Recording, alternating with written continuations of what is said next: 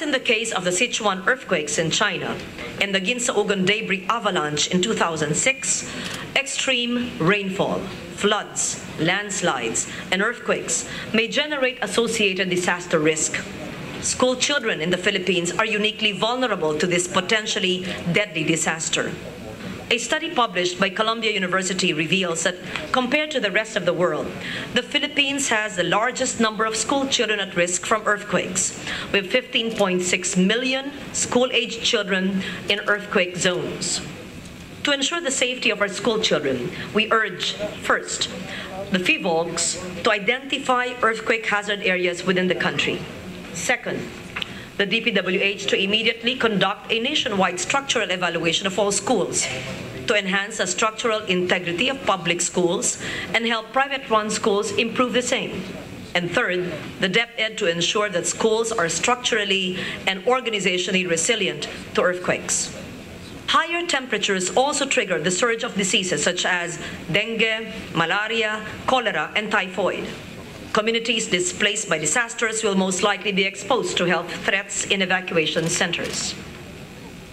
In 1998, when the Philippines experienced the El Niño phenomenon, almost 40,000 dengue cases, 1,200 cholera cases, nearly 1,000 typhoid fever cases were recorded nationwide.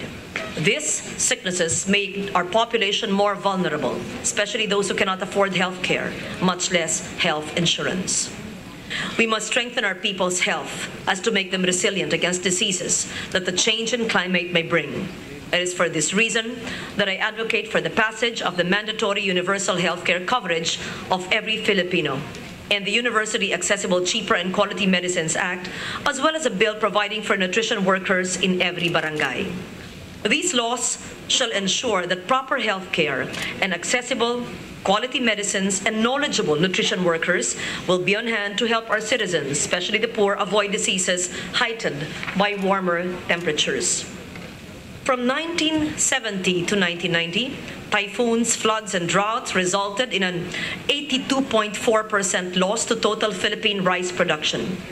With continued climate change, crop yield potential is estimated to decline by 19% in Asia, and rice yield in the Philippines by as much as 75% towards the end of the century. Philippine forests, host to a large variety of plant and animal species, have been declared as one of the world's biodiversity hotspots. The IPCC predicts that with a 1.5 to 2.5 degrees Celsius rise in temperature in a span of 50 to 100 years, 30% of our species would be at risk of extinction. For this, I urge the passage of the Barangay Greening and Forest Land Rehabilitation Act, which empowers local officials as frontliners to advance greening, rehabilitation, and protection of the different forest lands in our country. This shall be a priority adaptation strategy that will be implemented from the provincial down to the barangay level. The country is a leader in the use of renewable sources of energy, hydropower, geothermal, wind power. However, even with the pro-alternative energy policies, hydropower currently accounts for less than 10% of total national capacity. Moreover, since hydropower is dependent on rainfall, the historical trend of fewer rainy days threatens the sustainability of this energy source. On our most recent experience, Typhoon Bashang paralyzed the energy sector, causing a massive blackout throughout Luzon. This only shows how vulnerable energy-related infrastructures are, thus a call for the need to climate-proof our energy sector. Measures for improved management and development of our energy generation, transmission, and distribution linkages must be instituted by giving serious consideration to the findings of climate analysis and impact scenarios. A diversification of our energy systems must be designed and implemented. Exploring and developing geothermal and wind power, apart from hydropower, as renewable sources of energy would be a great leap in the country's goal for energy sustainability. The renewable energy map of our country must be produced and linked to the realities across all sectors. A 2004 World Bank study revealed that the annual economic impact of disaster totals $500 million, or about 4% of GDP. Rural areas where poverty is most prevalent bear the brunt of these economic losses. Based on a study by the Asian Development Bank on the economics of climate change, the country stands to lose 6% of its GDP annually by 2100 if it disregards climate change risks. However, this same study found out that if the Philippines invests 0.5% of its GDP by 2020 in climate change adaptation, it can avert losses of up to 4% of its GDP by 2100. Clearly a short-term investment with a long-term eightfold gain.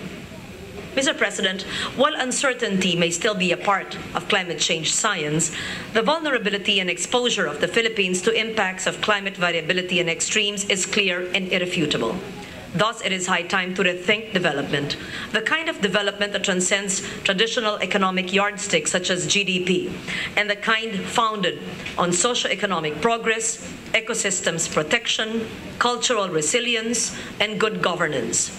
Evidently, the Philippines is a climate hotspot, ranking 12th of the most number of deaths because of disasters. The capital even landed second in World Wildlife Fund's list of climate vulnerable coastal cities in Asia. With the clock ticking, I call on the government to make our laws work, which entails a review and understanding of socio-economic implications of complex climate risks we face, and ensuring that these insights are incorporated into the efforts for the coordinated implementation of laws already enacted. The Ecological Solid Waste Management Act, the Clean Water Act, the Clean Air Act, the Climate Change Act, and the Disaster Risk Reduction and Management Act of 2010. The government must also institute transparency and accountability mechanisms that will ensure the prudent utilization of dedicated budget lines, financing facilities, and international aid for climate change financing.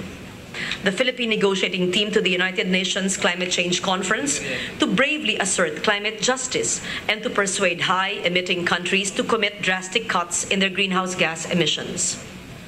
The newly created Commission on Climate Change must support scientific research collaboration and innovation in order to promote and design evidence-based decision support systems. This critical task lies at the core of its capacity to fulfill the mandate to decrease our vulnerability by ensuring the integration of climate change and disaster risk reduction into national, sectoral, and local development plans and programs. My colleagues in Congress to fully exercise their legislative and oversight functions to advance adaptation. Local leaders to drive and push for environmental protection and clean energy initiatives in their respective jurisdictions. The private sector to invest in clean, new technologies, adopt energy efficiency measures, and re-engineer corporate social responsibility to reflect the joint values of achieving business sustainability through building disaster-resilient local communities. The national government and the LGUs to support the scientific and research community in their goal of collaboration on risk, science, and innovation, and help us prepare for a range of impacts. The academe to incorporate and share indigenous and practical knowledge with their communities and teach our youth the urgency and importance of climate change action. And non-government organizations to be a channel between the academic and scientific institutions and communities by helping to bring science and technology of resilience to the most vulnerable populations.